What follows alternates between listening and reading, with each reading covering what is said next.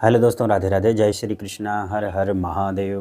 प्रभु श्री राम जी अपने वनवास के समय जब चित्रकूट में पहुंचने वाले थे, उससे पहले ही देवता और विश्वकर्मा जी मिल कर के उनके लिए एक विशाल कुटिया और लक्ष्मण भैया के लिए एक छोटी कुटिया पहले ही उनके पहुंचने से पहले ही उन लोगों ने वहां स्थापित कर दी, ताकि प्रभु श्री राम जी यहाँ पर 14 वर्ष इत्मीनान से बिता सके। लक्ष्मण जी को पहरा देना था, इसलिए उनकी कुटिया ऊंचाई पर बनी और प्रभु श्री राम और माता जानकी की कुटिया थोड़ा नीचे बनाए थे, लेकिन विशाल कुटिया और भव्य कुटिया बनी हुई थी। आज भी आप वहां पर जाएंगे तो देखेंगे कि कुटिया बनी हुई है। सब लोग देख के तार तार हो जाते हैं। जो लोग नहीं गए हैं वहां पर जा कर के ज़रूर दर्शन करें, ज़रूर देखें। तो इसके बाद देवताओं ने प्रभु श्री राम से विदा ली। देवता लोग प्रणाम करके प्रभु श्री राम को चले गए। उसके बाद वहाँ के जितने भी अगल बगल के ऋषि मुनि थे, सब लोग वह आए और प्रभु श्री राम को आशीर्वाद दिए, उनका दर्शन किए। इसके बाद की कथा हम आप लोगों को विस्तार से सुनाते हैं। कथा अच्छी लगे तो लाइक जरूर करिएगा। जय श्री राम। आप दर्शन करिए। ऋषि मुनियों के जाने के बाद अब चित्रकूट के जो कोल किरात कोल भील लोग हैं, जंगली लोग, वो राम जी के सामने आकर बैठ गए। जैसे आप लोग बैठे हैं उसी प्रकार कोल भील भी आके राम जी के सामने बैठ गए। उनका जो सरदार था वो खड़ा होकर राम जी से कहता है कि राम जी, हम आपको एक बात बोले। राम जी बोले, कहो।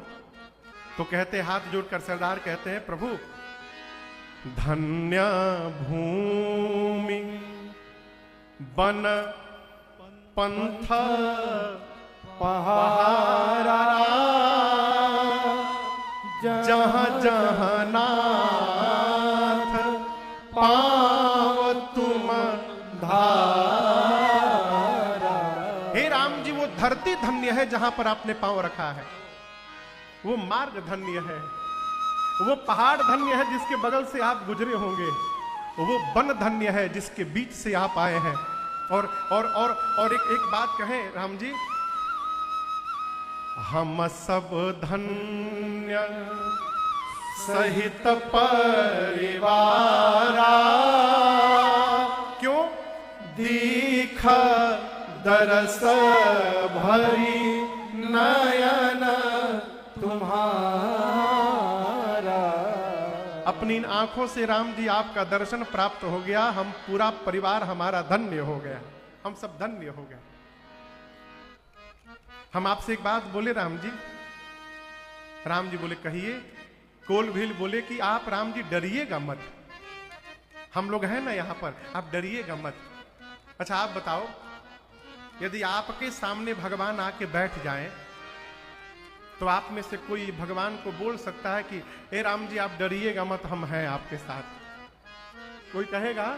ये कोल भील कही रहे हैं। जानते हैं क्यों? इन कोल भीलों को ये नहीं मालूम है कि हम जिन राम जी से बात कर रहे हैं ये राम जी भगवान हैं, ये नहीं मालूम है। भगवान जान लेते ना तो बोल ही नहीं पाते। बोले राम जी, आप डरिएगा मत, हम आपको उदास रहने नहीं देंगे, हम रोज जंगल घुमाएंगे। इस वन का पग पग हमारा देखा है और इस घनघोर जंगल को देखकर मन में डरिएगा मत। हम आपको सांप से बचा लेंगे, हाथी से बचा लेंगे, सिंह से बचा लेंगे। तब तक पीछे से किसी ने कहा, बाघ भी बोल दो। उसने कहा, हम आपको बाघ से भी बचा लेंगे, आप डरिएगा बिल्कुल मत, हम लोग हैं ना साथ में। राम जी बोले, अब तक तो बहुत डर लग रहा था, लेकिन अब आप लोग कह दिए ना तो मेरा सारा भय समाप्त हो गया। अब कोई भय नहीं हमको है। जो जिस भाषा में बात करता है भगवान उसी भाषा में उससे बात करते हैं। एक कोल ने खड़े होकर कहा, राम जी, अब हम जो कहने जा रहे हैं हम उस लायक तो है नहीं, लेकिन कही रहे हैं राम जी। आप अपने परिवार को छोड़ करके यहाँ पर आए हैं। हम तो ये सोच रहे हैं वो कैसे अभागे पिता होंगे जिन्होंने अपने घर के लक्ष्मी को घर से बाहर निकाल दिया है। उन लोगों को दया नहीं आई। खैर कोई बात नहीं राम जी, एक काम करिएगा ना, आप अपना परिवार छोड़कर यहाँ पर आए हैं राम जी, आज के बाद ना आप हम लोगों को ही अपना परिवार मान लीजिएगा प्रभु, हम आपके परिवारी हैं?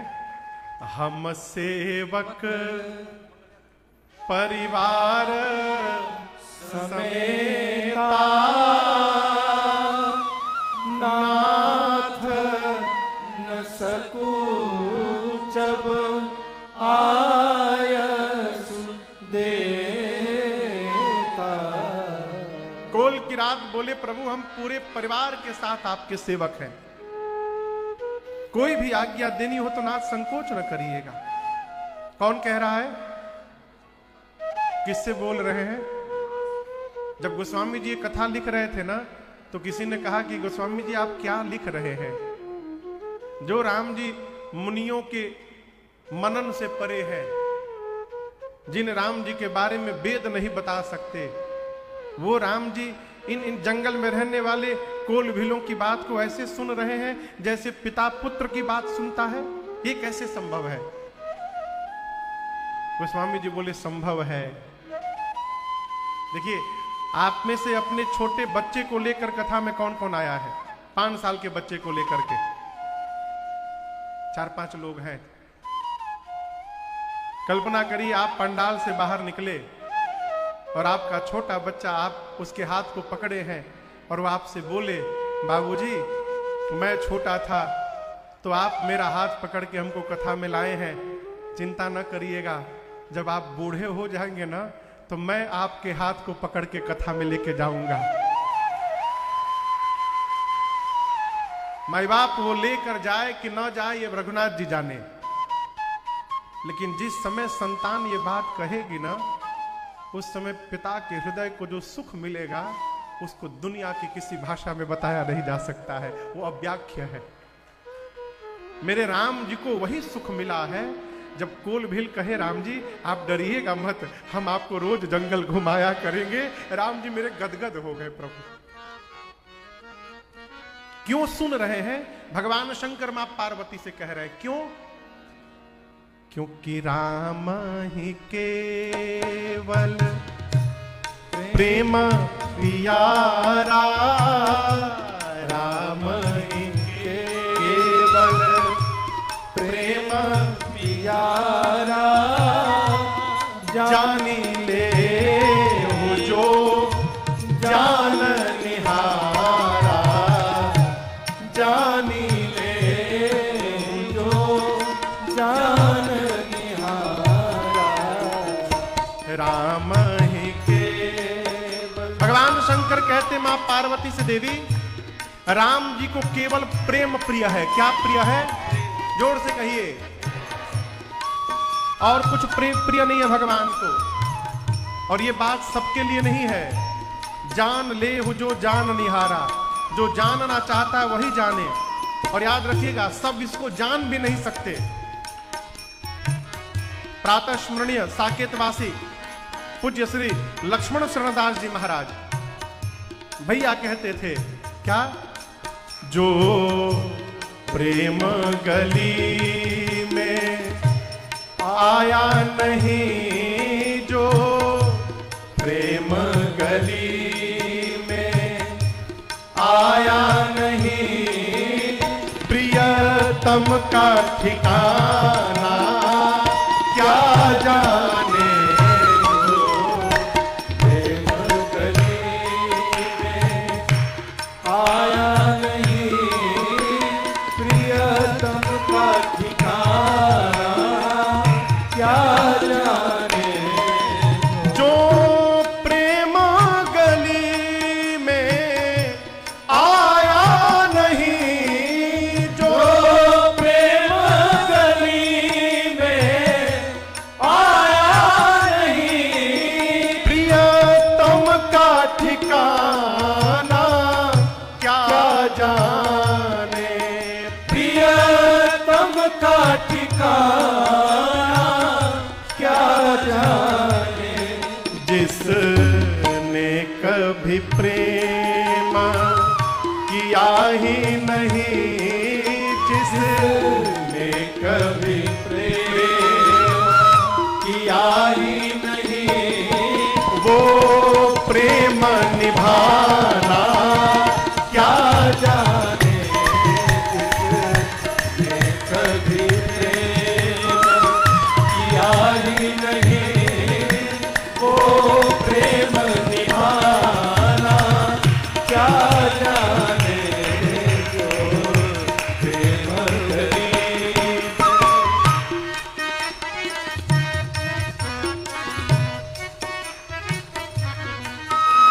जो वेद पढ़े और भेद करे, जो वेद पढ़े और भेद करे, मन में नहीं निर्मलता आए, मन में नहीं निर्मलता आए। कोई कितना चाहे ज्ञान कहे, कोई कितना चाहे ज्ञान कहे, भगवान को पाना, क्या जाने कोई कितना चाहे ज्ञान कहे, भगवान को पाना, क्या जाने जो प्रेम गरीब।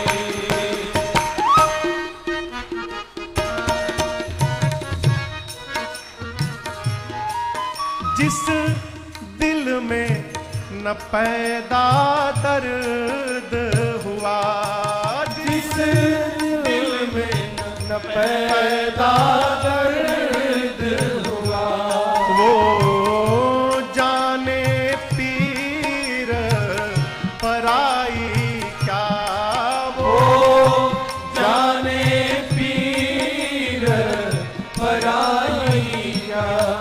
मीरा है दीवानी मोहन की, मीरा है दीवानी मोहन की, संसार दीवाना, क्या जाने मीरा है दीवानी मोहन की, संसार दीवाना, क्या जाने जो प्रेम गरीब आया नहीं प्रियतम का ठिकाना, क्या जाने प्रियतम का ठिकाना, क्या जाने प्रियतम का ठिकाना, क्या जाने।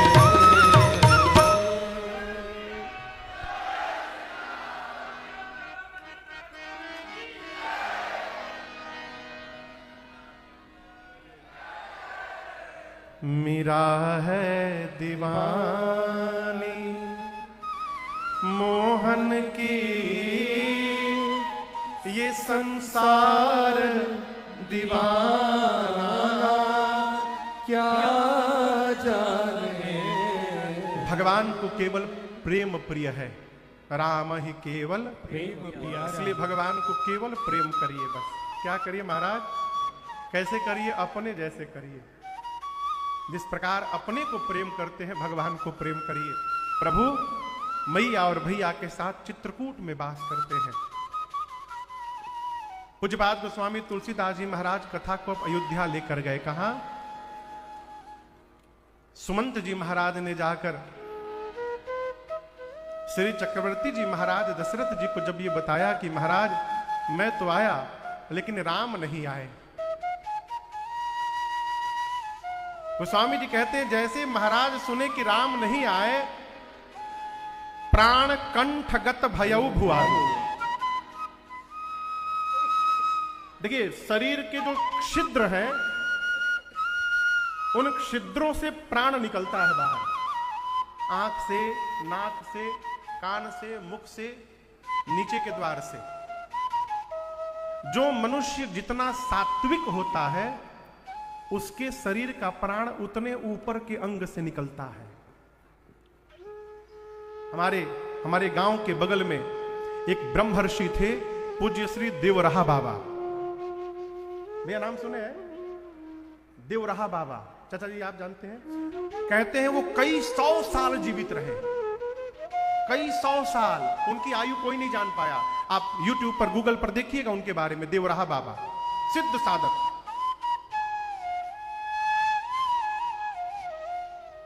कांग्रेस में जो कांग्रेस पार्टी का चुनाव चिन्ह है, मैंने एक जगह पढ़ा था, क्या है? ऐसे, वो जानते हैं क्या है? श्रीमती इंदिरा गांधी जी गई देवराहा बाबा से मिलने के लिए, तो बाबा नीचे नहीं मचान पे रहते थे, मचान बना के ऊपर रहते थे, शरीर स्पर्श नहीं कराते थे। तो वो ऐसे करके आशीर्वाद दिए, और वही बाबा के हाथ को उन्होंने अपने पार्टी का चुनाव चिन्ह बना लिया। वो आज तक चलता आ रहा है ऐसे। वो देवराहा बाबा, उनका प्राण कैसे निकला पता है? ब्रह्मरंध्र से। आसन लगाकर बैठ गए, और उसी आसन में बैठे बैठे प्राण को खींच कर ऊपर ले आए, और ये जो भाग है सिर का, ये फटा, और यहां से उनका प्राण वापस ऊपर निकला। गोस्वामी जी कहते हैं, राम जी नहीं आए ऐसा सुनकर प्राण कंठगत भयउ भुआलु। महाराज का प्राण शक्ति ऊपर की ओर उठा और कंठ में आके फंस गया। प्राण कहां फंस गया? कंठ में। कंठ में प्राण फंसा तो नीचे के अंग शिथिल हो गए, शांत हो गए, पांव ठंडा होने लगा। मां कौशल्या घबरा गई, मां ने पांव पकड़ लिया, कहा महाराज धैर्य रखिए प्रभु, राम के वियोग रूपी इस अथाह समुद्र में आज ये अयोध्या जहाज बन के डोल रहा है प्रभु, और इस अयोध्या रूपी जहाज पर आपका पूरा परिवार सवार हुआ है। और नाथ, आप ही इस जहाज के नाविक हैं। यदि नाविक ही नहीं बचेगा तो जहाज को डूबने से कौन बचाएगा? पूरी अयोध्या समाप्त हो जाएगी। मैं कहती हूं, यदि आप धैर्य रखेंगे तो 14 वर्ष बाद राम स्वयं आकर के आपको प्रणाम करेंगे। महाराज ने अपनी चुप्पी तोड़ी और कहा, कौशल्या, आज मुझे धैर्य नहीं, आज मुझे उन अंधे माता पिता के श्राप की सुधि आ रही है। कौन अंधे माता पिता? हाँ, गोस्वामी जी संकेत करते हैं, तापस अंध श्राप सुधि आई, कौशल्य ही सब कथा। आज तक महाराज ये प्रसंग घर में किसी को बताए नहीं थे। आज पहली बार महाराज ने कौशल्या मैया को बताया, कैसे कैसे श्रवण कुमार के माता पिता ने मुझे शाप दिया था। हे राम, आपको देखे बिना मैंने बहुत जी लिया। हे लक्ष्मण वैदेही, आपको देखे बिना मैंने बहुत जी लिया। आपको बताऊं, राम जी के जाने के बाद वो अयोध्या की 6वीं रात्रि थी। कौन सी रात्रि? 6वीं। महाराज रोते हैं, कहते हैं 6वीं रात्रि हो गई, राम चले गए और मेरा प्राण नहीं गया अब तक। मानो महाराज प्रायश्चित कर रहे हो, और एक एक रात्रि के लिए एक एक बार राम राम कही, राम कही, राम राम कही, राम तन परिहरि रघुबर विरह, राम गयो सुरधाम। मुख से 6 बार राम राम राम राम राम राम कह के, जैसे कोई तिनके का त्याग करता है माई बाप, महाराज ने प्राण का त्याग कर दिया। तुरंत प्राण छोड़ दिया महाराज ने। महाराज के प्राण निकलते माताएं विलाप करने लगी। गुरुदेव भगवान आए, ज्ञान उपदेश किए, नाव में तेल भर करके और महाराज का पार्थिव शरीर रखवाया गुरु जी ने। क्यों? अग्नि देने के लिए 4 में से कोई पुत्र घर में नहीं है। और दूतों को बुलाकर गुरु जी ने कहा कि भरत जी के पास जाइए, और जा करके भरत जी से यहां जो घटना घटी है बताइएगा मत। केवल इतना कहिएगा कि गुरुजी ने याद किया है बस।